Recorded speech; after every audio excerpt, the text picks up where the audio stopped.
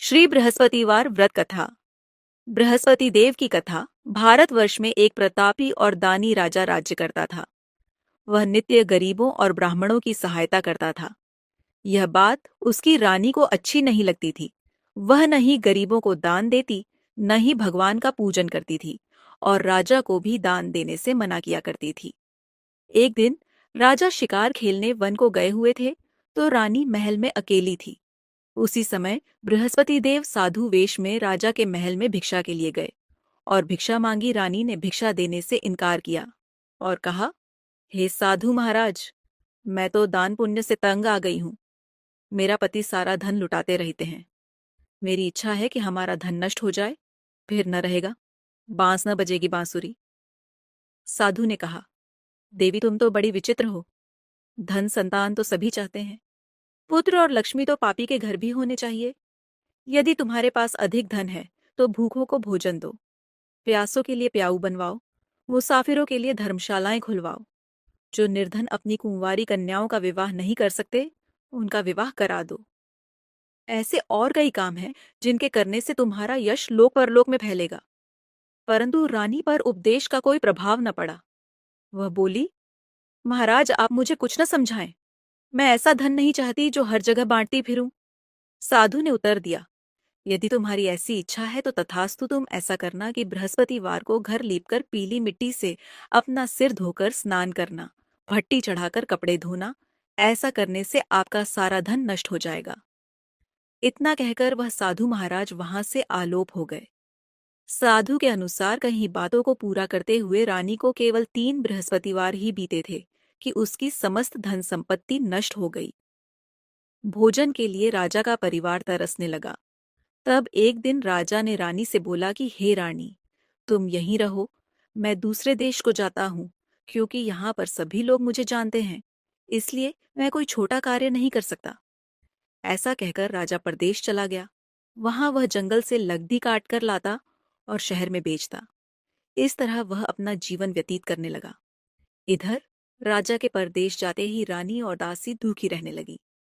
एक बार जब रानी और दासी को 7 दिन तक बिना भोजन के रहना पड़ा, तो रानी ने अपनी दासी से कहा, हे दासी, पास ही के नगर में मेरी बहन रहती है।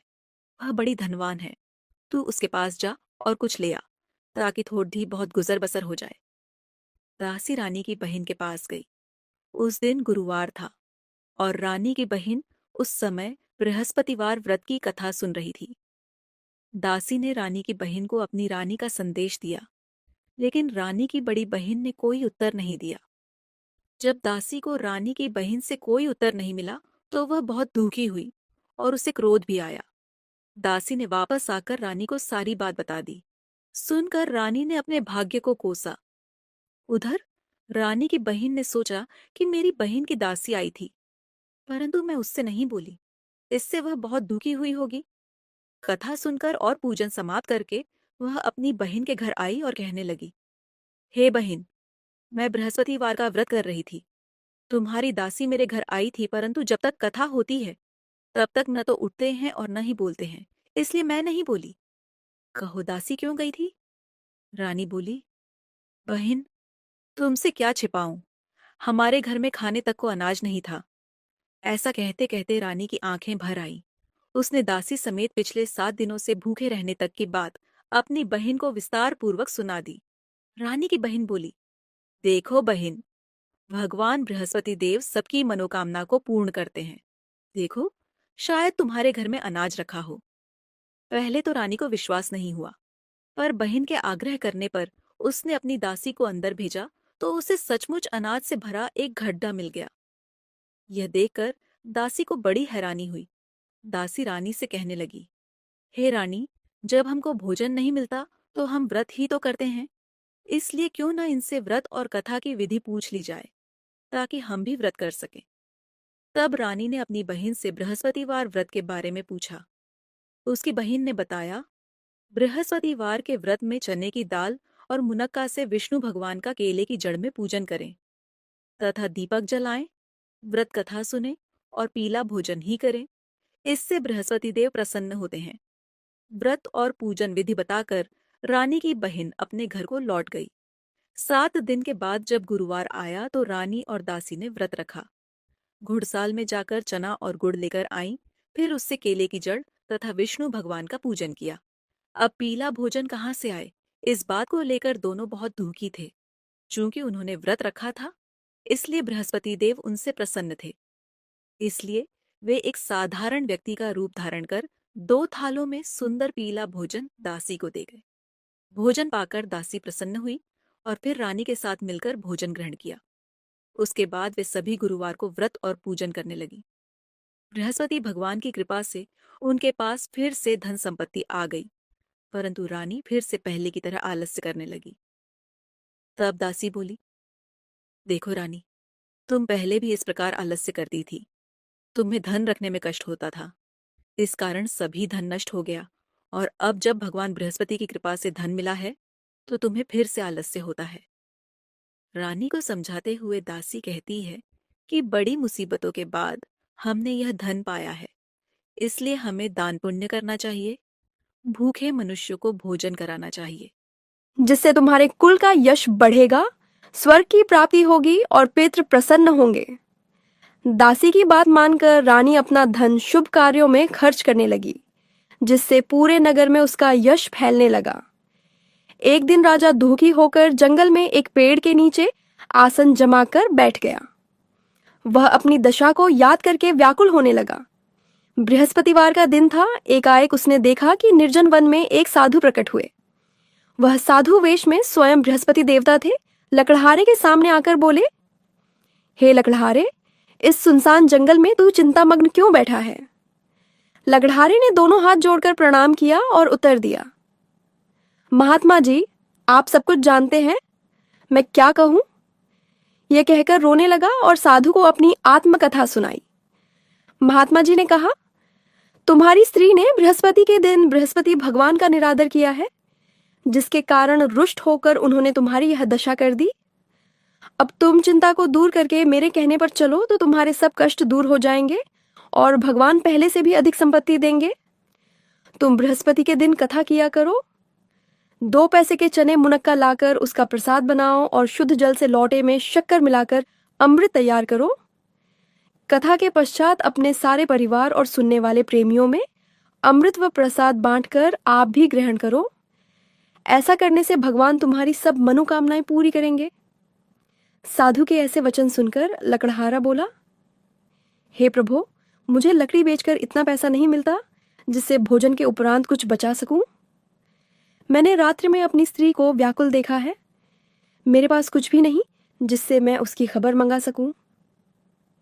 साधु ने कहा, हे लकड़हारे, तुम किसी बात की चिंता मत करो। बृहस्पति के दिन तुम रोजाना की तरह लकड़ियां लेकर शहर को जाओ। तुमको रोज से दुगुना धन प्राप्त होगा, जिससे तुम भली भांति भोजन कर लोगे तथा बृहस्पति देव की पूजा का सामान भी आ जाएगा। इतना कहकर साधु अंतर्ध्यान हो गए। धीरे धीरे समय व्यतीत होने पर फिर वही बृहस्पतिवार का दिन आया। लकड़हारा जंगल से लकड़ी काटकर किसी शहर में बेचने गया। उसे उस दिन और दिन से अधिक पैसा मिला। राजा ने चना गुड़ आदि लाकर गुरुवार का व्रत किया। उस दिन से उसके सभी क्लेश दूर हुए, परंतु जब दोबारा गुरुवार का दिन आया तो बृहस्पतिवार का व्रत करना भूल गया। इस कारण बृहस्पति भगवान नाराज हो गए। उस दिन उस नगर के राजा ने विशाल यज्ञ का आयोजन किया तथा शहर में यह घोषणा करा दी कि कोई भी मनुष्य अपने घर में भोजन न बनावे, न आग जलावे। समस्त जनता मेरे यहाँ भोजन करने आवे। इस आज्ञा को जो न मानेगा उसे फांसी की सजा दी जाएगी। इस तरह की घोषणा संपूर्ण नगर में करवा दी गई। राजा की आज्ञा अनुसार शहर के सभी लोग भोजन करने गए, लेकिन लकड़हारा कुछ देर से पहुंचा, इसलिए राजा उसको अपने साथ घर लिवा ले गए और ले जाकर भोजन करा रहे थे तो रानी की दृष्टि उस खूंटी पर पड़ी जिस पर उसका हार लटका हुआ था। वह वहां पर दिखाई नहीं दिया। रानी ने निश्चय किया कि मेरा हार इस मनुष्य ने चुरा लिया है। उसी समय सिपाहियों को बुलाकर उसको कारागार में डलवा दिया। जब लकड़हारा कारागार में पड़ गया और बहुत दुखी होकर विचार करने लगा कि न जाने कौन से पूर्व जन्म के कर्म से मुझे यह दुख प्राप्त हुआ है, और उसी साधु को याद करने लगा जो कि जंगल में मिला था। उसी समय तत्काल बृहस्पति देव साधु के रूप में प्रकट हुए और उसकी दशा को देखकर कहने लगे, अरे मूर्ख, तूने बृहस्पति देव की कथा नहीं करी, इस कारण तुझे दुख प्राप्त हुआ है। अब चिंता मत कर, बृहस्पतिवार के दिन कारागार के दरवाजे पर 4 पैसे पड़े मिलेंगे। उनसे तू बृहस्पति देव की पूजा करना, तेरे सभी कष्ट दूर हो जाएंगे। बृहस्पति के दिन उसे 4 पैसे मिले। लकड़हारे ने कथा कही। उसी रात्रि को बृहस्पति देव ने उस नगर के राजा को स्वप्न में कहा, हे राजा, तुमने जिस आदमी को कारागार में बंद कर दिया है वह निर्दोष है, वह राजा है, उसे छोड़ देना। रानी का हार उसी खूंटी पर लटका है। अगर तू ऐसा नहीं करेगा तो मैं तेरे राज्य को नष्ट कर दूंगा। इस तरह रात्रि के स्वप्न को देखकर राजा प्रातःकाल उठा और खूंटी पर हार देखकर लकड़हारे को बुलाकर क्षमा मांगी तथा लकड़हारे को योग्य सुंदर वस्त्र आभूषण देकर विदा कर दिया। बृहस्पति देव की आज्ञानुसार लकड़हारा अपने नगर को चल दिया। राजा जब अपने नगर के निकट पहुंचा तो उसे बड़ा आश्चर्य हुआ। नगर में पहले से अधिक बाग, तालाब, कुएं तथा बहुत सी धर्मशाला, मंदिर आदि बन गई हैं। राजा ने पूछा, यह किसका बाग और धर्मशाला है? तब नगर के सब लोग कहने लगे, ये सब रानी और बांदी के हैं। तो राजा को आश्चर्य हुआ और गुस्सा भी आया। जब रानी ने यह खबर सुनी कि राजा आ रहे हैं तो उन्होंने बांदी से कहा कि हे दासी, देख राजा हमको कितनी बुरी हालत में छोड़ गए थे। हमारी ऐसी हालत देखकर वह लौट न जाए, इसलिए तू दरवाजे पर खड़ी हो जा। आज्ञानुसार दासी दरवाजे पर खड़ी हो गई। राजा आए तो उन्हें अपने साथ लिवा लाई। तब राजा ने क्रोध करके अपनी रानी से पूछा कि यह धन तुम्हें कैसे प्राप्त हुआ है? तब उन्होंने कहा, हमें यह सब धन बृहस्पति देव के इस व्रत के प्रभाव से प्राप्त हुआ है। राजा ने निश्चय किया कि 7 रोज बाद तो सभी बृहस्पति देव का पूजन करते हैं, परंतु मैं प्रतिदिन दिन में 3 बार कहानी तथा रोज व्रत किया करूंगा। अब हर समय राजा के दुपट्टे में चने की दाल बंधी रहती तथा दिन में 3 बार कहानी कहता। एक रोज राजा ने विचार किया कि चलो अपनी बहन के यहाँ हो आवे। इस तरह निश्चय कर राजा घोड़े पर सवार हो अपनी बहन के यहाँ को चलने लगा। मार्ग में उसने देखा कि कुछ आदमी एक मुर्दे को लिए जा रहे हैं।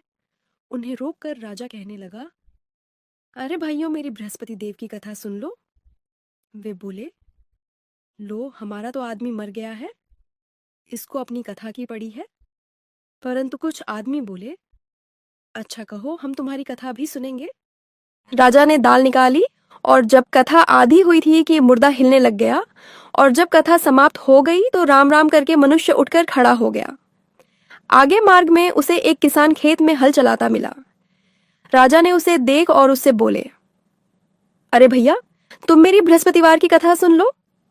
किसान बोला, जब तक मैं तेरी कथा सुनूंगा तब तक 4 हरैया जोत लूंगा। जा अपनी कथा किसी और को सुनाना। इस तरह राजा आगे चलने लगा। राजा के हटते ही बैल पछाड़ खाकर गिर गए तथा किसान के पेट में बड़ी जोर का दर्द होने लगा। उस समय उसकी माँ रोटी लेकर आई। उसने जब यह देखा तो अपने पुत्र से सब हाल पूछा और बेटे ने सभी हाल कह दिया। तो बुढ़िया दौड़ी दौड़ी उस घुड़सवार के पास गई और उससे बोली कि मैं तेरी कथा सुनूंगी, तू अपनी कथा मेरे खेत पर चलकर ही कहना।